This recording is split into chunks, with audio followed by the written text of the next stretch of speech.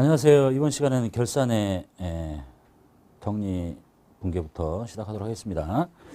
전 시간에 했던 거 결산의 순서 다시 정리하고 갈게요.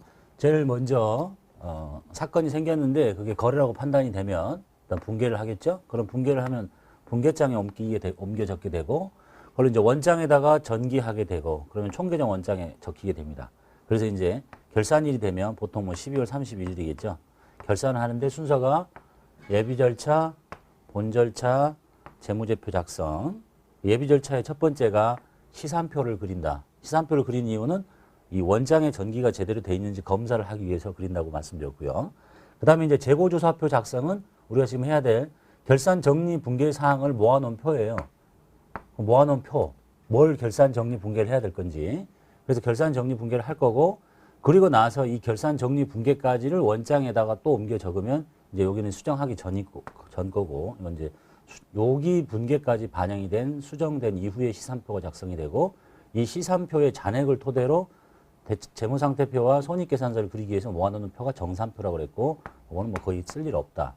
이제 이번 시간에 해야 될 일이 예비 절차 중에서 제일 중요한 결산 정리 분계를 볼게요. 그리고 우리가 시험을 보면 이제 실무는 이렇게 진행하는 거고, 시험을 보면 이게 이제 결산 정리 분계 문제 1번부터 뭐 한 3, 4번 이렇게 나오는 문제니까 그걸 그대로 문제를 이제 푸시는 게 이제 결산 정리 분계가 되겠네요. 자, 그래서 이제 예비 절차 중에 제일 중요한 결산 정리 분계 사항이 뭔가 먼저 보겠습니다. 첫 번째가 상품 매출 원가를 분계한대요. 우리가 지금까지 1월 달부터 12월 달까지 거래가 생겼을 때 분계를 할 때는 상품을 사왔을 때는 차변의 상품, 대변의 현금 이렇게 분계를 했거든요. 근데 이걸 내다 팔았을 때 상품을 빼내지 않고 바로 그냥 매출만 이렇게 잡았잖아요. 상품 매출, 현금 받았으면 현금. 이렇게요. 4월 때는 잡혀 있는데 내다 팔 때 이렇게 일일이 분계를 안 했으니까 이제 뭘 해야 되겠어요? 기말에 한꺼번에 한다고 그랬죠. 그래서 12월 31일자로 기말 재고가 얼마 있는 걸 봐요. 그래서 기초에 있는 재고에다가 단기에 매입한 재고는 여기에 다 집계가 돼 있을 거 아니야. 이게 이제 판매 가능한 상품이죠. 근데 기말의 재고를 조사했더니 기말 재고가 얼마 있더라. 이걸 빼면 이게 뭐겠어요? 이게 판매된 거잖아요. 그래서 이 판매된 금액을 계산해서 한꺼번에 분계를 하게 돼요. 그래서 이제 판매됐으니까 예를 들면 이렇게 봅시다. 기초가 재고가 20 있었고 단기에 매입한 분계를 이렇게 했더니 80이야. 그럼 판매 가능한 게 이제 100만 원인 거죠. 100원인 거죠. 그래서 기말의 재고를 조사를 해요. 이게 이제 재고 조사표에 적는 게 기말 재고잖아요. 재고를 조사했더니 기말 재고가 10 남았어요. 20에다가 80을 사왔는데 100인데 안 팔리고 남은 게 10 있으니까 결국은 팔려나간 게 90이잖아요. 이렇게 계산을 하고 이제 분계를 하면 되겠죠. 분계를 합니다. 상품을 빼내요. 한꺼번에. 팔려나간 거. 상품 90 팔려나갔습니다. 그게 뭐야? 원가잖아요. 상품 매출 원가. 이렇게 한꺼번에 분계한다고 그랬어요. 내다 팔 때마다 분계를 하는 게 아니라. 이해되셨죠? 이게 제일 많이 나오는 거겠죠. 모든 회사가 다 나오는 거. 그래서 이걸 찾을 때는 시험에서는 시산표를 쭉 보면요. 시산표에서 자산, 부채, 자본, 수익, 비용 쭉 나와 있는데 시산표에 상품이라는 계정을 봐요. 상품이라는 계정에 차변 잔액을 보면 여기로 따지면 지금 방금 이 상황에서 기초 재고가 10 있다 그랬죠. 단기에 매입한 게 90 있다 그랬죠. 그러면 상품 계정 차변에 이쪽 잔액에 100 이렇게 딱 찍혀 있어요. 이게 뭘 의미하냐면 기초 재고하고 단기에 매입한 게 묶여져 있는 금액이에요. 그래서 시험에서는 실무라면 기말 재고가 얼마인지 찾아봐야 되겠죠. 참고해서. 근데 시험에서는 이 상황에서 지금 12월 달 31일 시산표인데 기말 재고가 10 있습니다. 이렇게 알려줘요. 그럼 내가 이제 요 시산표에 이쪽 차변 잔액 요 금액을 보고 이거는 기초 재고와 단기 매입액의 합계니까 기말에 10 있다고요? 그러면 90만 원이 팔렸군요 하고 이렇게 분계를 하는 거예요. 그러고 나면 이 시산표가 이렇게 바뀌겠죠. 100 있었던 물건을 이제 90 빼내버렸으니까 이쪽으로 90이 날아갔을 거 아니에요. 그럼 그 시산표에는 상품이 이제 10 남아있는 거야. 기말에 남아있는 것만큼만. 이게 상품 매출 원가의 대체 분계입니다. 두 번째가 유형자산의 감가상각에 대한 회계 처리.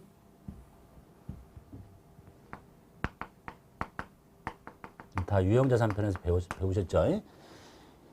자, 유형자산이 이제 시간의 경과 또는 뭐 기술의 변화, 사용에 의한 소모에 의해서 경제적 효익이 감소하는 게 그걸 측정해서 재무상태표와 경영성과에 반영하는 절차. 그래서 이제 감가상각 방법, 정액법, 정률법 뭐 계산해가지고 분개를 하는 거잖아요.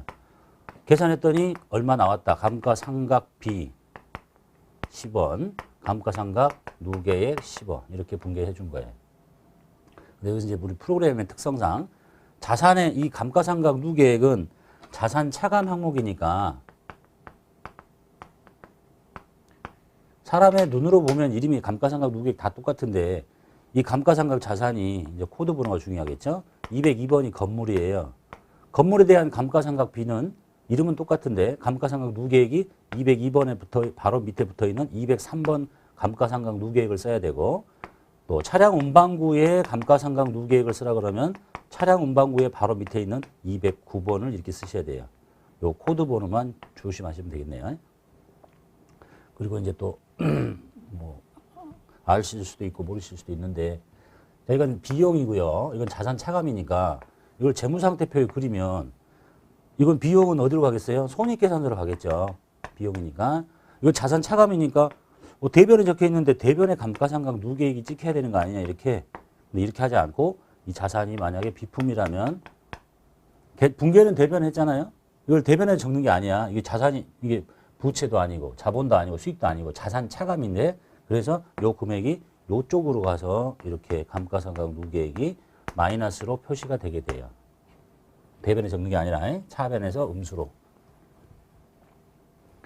그 다음에 해야 될 게 대손 충당금에 대한 설정이 있죠.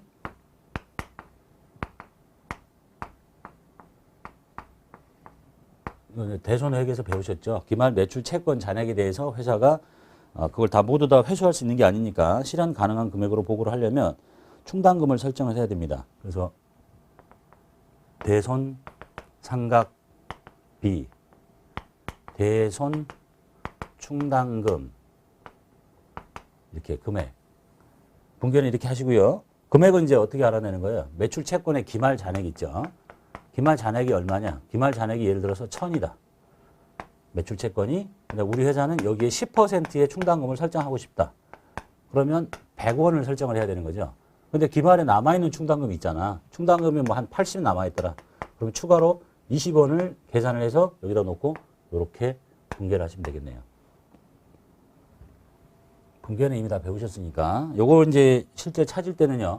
시산표를 봐요. 시산표에 보면 외상 매출금, 그 다음에 요것에 대손 충당금이 바로 밑에 붙어 있을 거고, 그 다음에 받으러움, 그거 바로 밑에 번호에 대손 충당금이 붙어 있을 거고, 금액을 안 가르쳐 주고 시험에서는 기말 매출 채권 잔액에 대해서 뭐 10%를 충당금을 설정하겠다. 그러면 그 자산 이쪽에 아까 상품처럼 여기가 예를 들어서 1000원 있고요. 그 다음에 얘 충당금 잔액도 있을 수 있겠죠. 여기는 40 있고, 얘 받으러움은 2000 있고, 여기에 충당금은 60 있더라. 이런 상황. 이제 시산표를 보고 찾아야 되는 거야. 상품의 잔액 찾듯이. 자, 이 회사는 매출 채권 잔액에 대해서 10%의 충당금을 설정하겠습니다. 그러면 자기 장부를 열어서 외상 매출금 찾아요. 요것에 10% 설정한대잖아. 그럼 1000원 곱하기 10%. 100원이죠. 남아있는 게 있잖아. 40을 빼. 그럼 60원이 추가로 설정돼야 될 금액이고, 요것에 10% 설정하겠대요. 그럼 2,000원에 10% 200원인데 60원 남아있잖아. 140원. 자, 이렇게 계산합니다. 그리고 나서 이제 분개를 하죠. 대손상각비 합친 금액 200. 그 다음에 대손 충당금, 이것의 대손 충당금은 이 계정 과목의 바로 밑에 108번이 외상 매출금이에요. 그러니까 이 충당금은 109번을 쓰셔야 되겠죠. 109번에 60원. 그 다음에 이게 110번이거든요. 111번의 충당금 140원. 자, 이렇게 분개하셔야 되죠. 감가상각 누계액처럼 해당 자산의 차감 항목. 그럼 얘도 마찬가지로 재무상태, 이건 손익계산서로 가는 거고 비용이니까 이것도 재무상태표에 대변에 찍히는 게 아니라 차변에 해당 자산에 차감하는 형태로 보고가 됩니다. 충당금이나 대손 상각 감가상각 누계액이나 표시 형태가 똑같습니다. 자, 기말 결산 정리해야 될 분계, 상품 매출 원가 대책, 그 다음에 감가상각비, 그 다음에 대손 충당금 설정하는 거. 그 다음에 네 번째로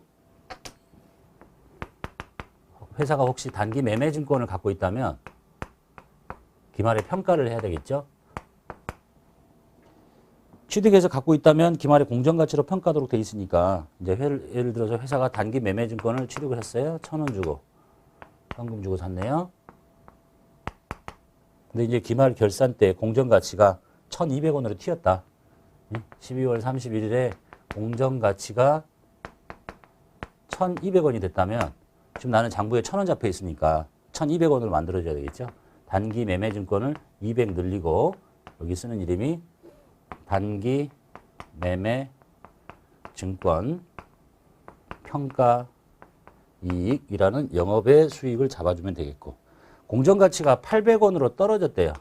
지금 1000 잡혀 있는데 800으로 떨어졌으니까 200을 내려가지고 800이 되도록 만들면 되겠죠. 200을 떨어뜨리고, 그리고 여기 쓰는 이름은 단기 매매증권 평가 손실 영업의 비용 이렇게 뒷말에 해야 된다.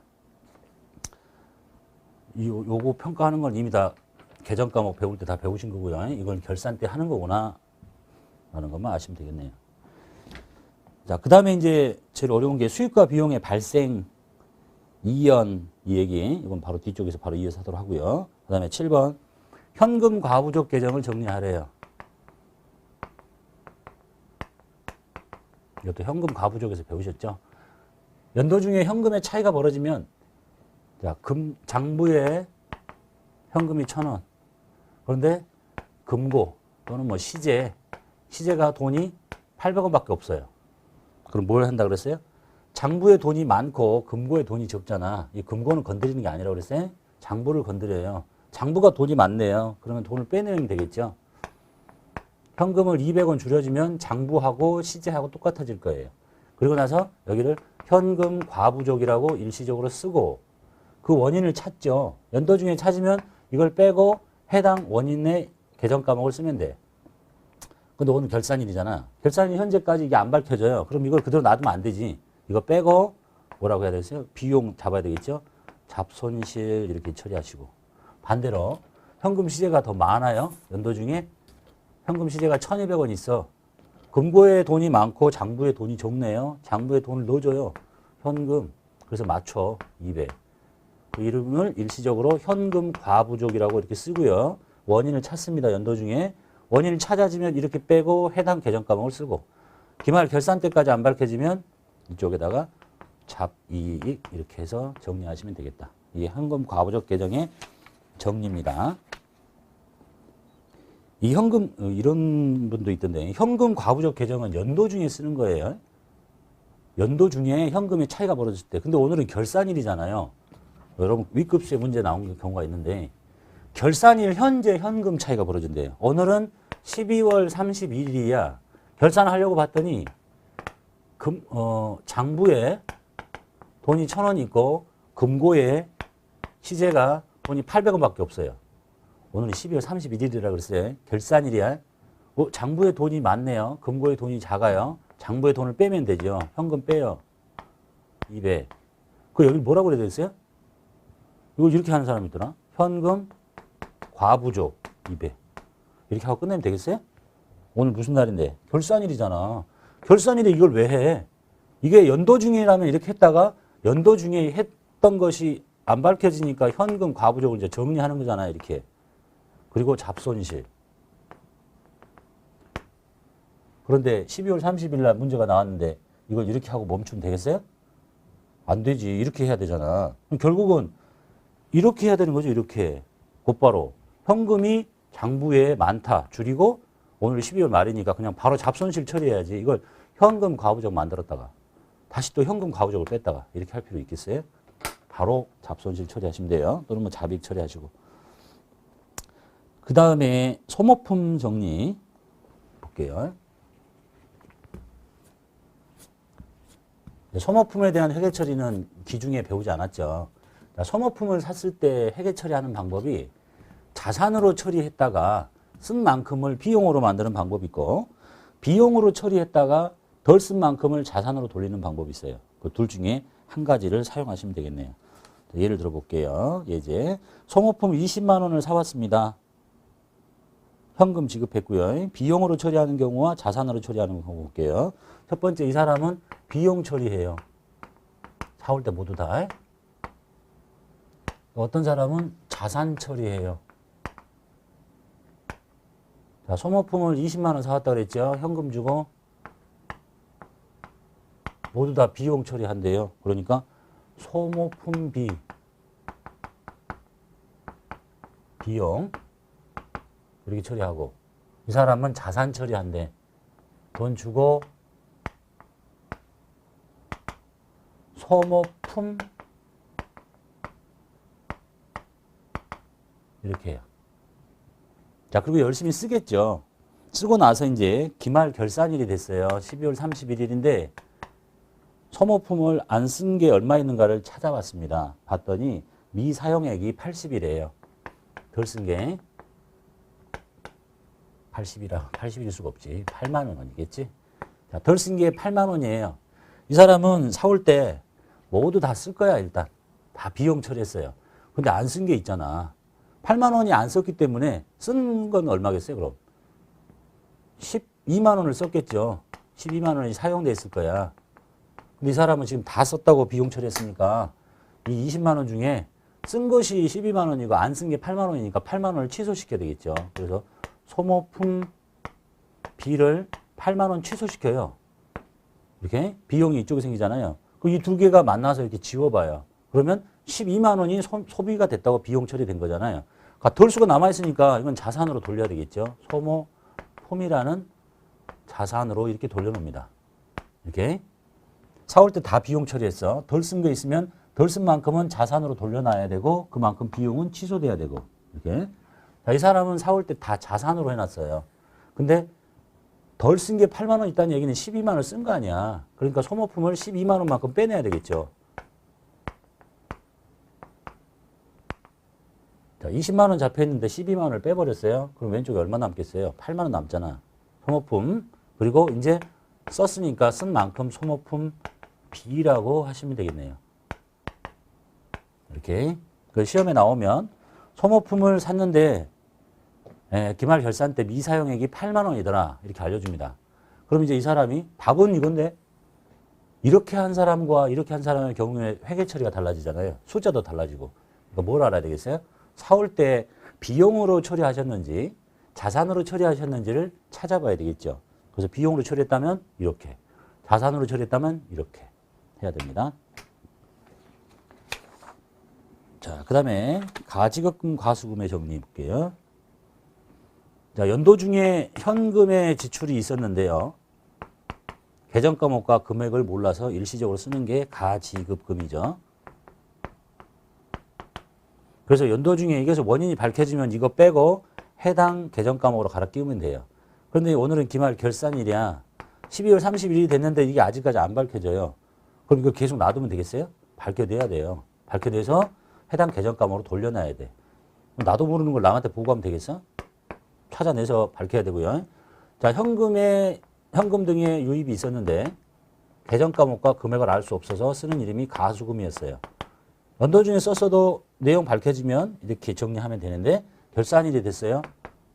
내용을 밝혀서 가수금 정리하고 해당 계정 과목으로 바꿔놔야 됩니다. 이것들은 재무상태표에 보고되는 이름이 아니에요. 응?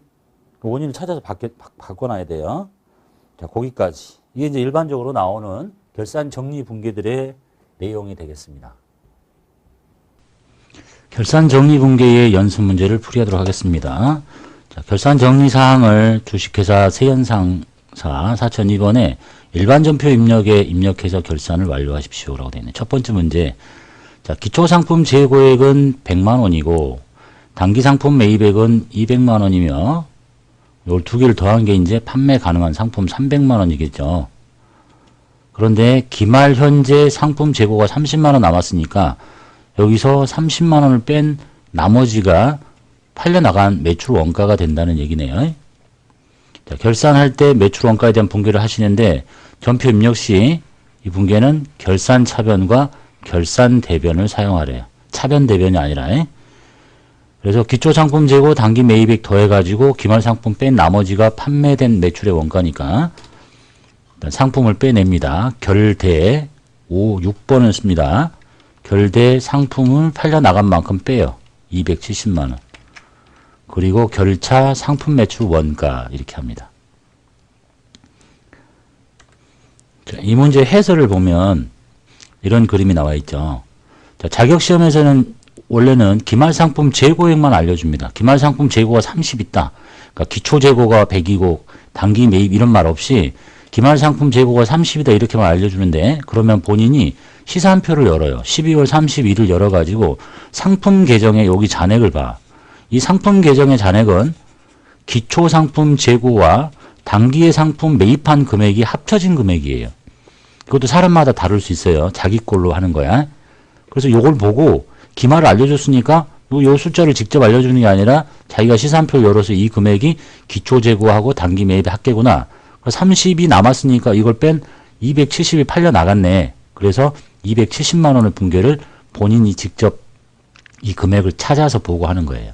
자, 이것의 실습은 뒤쪽에 본절차 할 때 설명하도록 할게요. 실제 자기 자료를 가지고 하는 것이다 라는 것만 봐두시면 되겠습니다.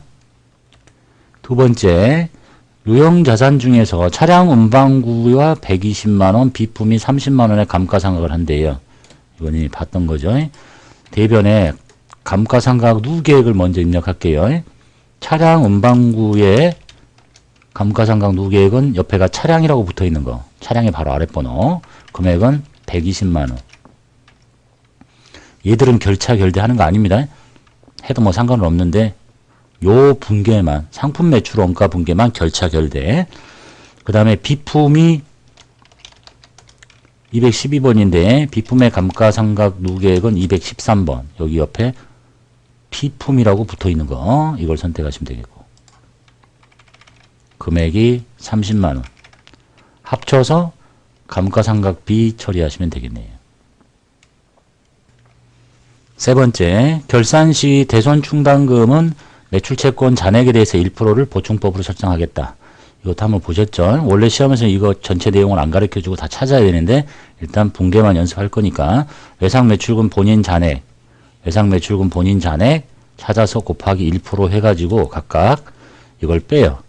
그래서 남은 금액을 계산을 해. 그렇게 해서 분계를 해주시면 되겠다라는 얘기입니다.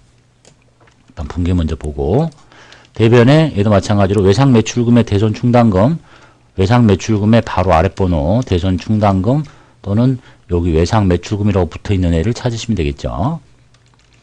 계산했더니 금액이 807500이고 그 다음에 받으름의 대손충당금 110번이 받으름인데 111번 금액이 610 플러스 합쳐서 대손상각비 이렇게 처리하시면 되겠어요. 자, 이것도 해설 보시면 채권 잔액, 충당금 잔액을 알려주는 게 아니라 단순하게 문제에서는 1% 설정하겠다. 그러면 시산표 12월 31일을 열어서 외상매출금의 이쪽 잔액 확인하고, 이 문제 답으로 보면 여기가 이 숫자였고 여기가 이 숫자였으니까 곱하기 1%를 한 다음에 그것의 충당금 잔액을 빼. 그래서 나머지 숫자를 계산해. 이렇게. 실제 문제는 뒤에 가서 본절차 문제에서 할게요. 이렇게 하고 나서 이 분계를 해주면 진짜 여기에 1%가 딱 맞아야 정답 처리가 된다는 얘기입니다. 일단 논리만 이해하시고 뒤쪽에 가서 다시 하도록 할게요. 12번 보겠습니다. 기말 결산 시 11월 1일에 발생한 현금 시제 5만원의 부족액이 기말까지 밝혀지지 않았대요. 11월 1일에 현금 시제가 차이가 벌어졌을 때 전표를 입력을 했겠죠. 뭐 당연히 문제를 출제하려면 입력을 했어, 출제를 해야 되고, 이걸 보고 그냥 추측을 할 수도 있겠죠. 현금 시제란 얘기는 금고에 돈이 부족했다는 얘기입니다. 즉 장부에 돈이 많았을 거야. 그래서 장부에 있는 돈을 빼기 위해서 현금하고 현금 과부족 이렇게 했다는 걸 알아낼 수 있어야 되겠죠. 그래서 이걸 정리하라는 거지. 모르겠다 그러면 이렇게 문제를 출제하려면 그 날짜에 그 전표가 있어야 되니까 여기 들어가 보면 현금 가부족이 차변에 있잖아요. 그러니까 대변으로 빼면 되겠지, 이제. 12월 30일자로. 대변에 현금 가부족 뺍니다. 금액은 5만원이고, 그것에 끝까지 밝혀지지 않았으니까 비용 처리해야 되겠죠. 잡손실 처리하시면 되겠네요. 13번. 소모품 B로 계상되어 있던 금액 중에 비용 처리했는데 기말 현재 미사용된 소모품이 있습니다. 다 비용 처리했는데 덜 쓴 게 남아있으니까 비용을 취소시켜 줘야 되겠죠. 모두 다 비용 처리했는데 덜 쓴 게 있으니까 비용을 빼고 자산인 소모품으로 돌려놓으면 되겠네요. 그래서 대변에 소모품 B를 취소시킵니다. 덜 쓴 만큼. 그리고 차변에 자산 소모품이라고 바꿔 놓으시면 되겠네요.